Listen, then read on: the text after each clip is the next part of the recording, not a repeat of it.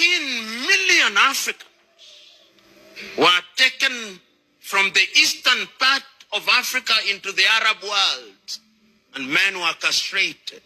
You must never forget that. Because the effect of it is with us today.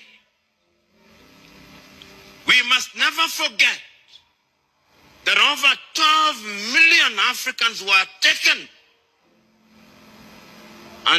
to the Caribbean, taken to Europe and America. We must never forget that.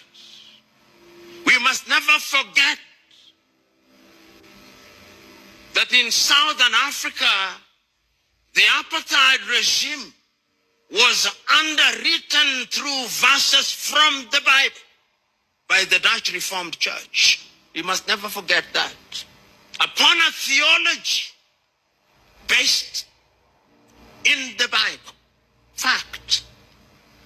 We must never forget that the Roman Catholic Church was involved in slavery, and they have apologized for it. We must never forget that the Church of England was involved in slavery, and they have apologized for it, using the Bible. Theology. Slaves, obey your masters like you obey Christ. In the Bible. Not revised. You go and read it. There is a verse like that.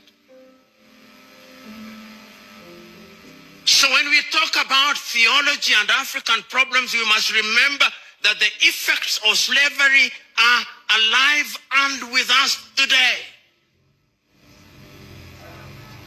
When slavery was gone, it is Christians again, William Wilberforce. And I can, through history, see him standing in the House of Commons saying that slavery should be abolished, but that Africans should not be freed even when slavery is abolished and slave trade.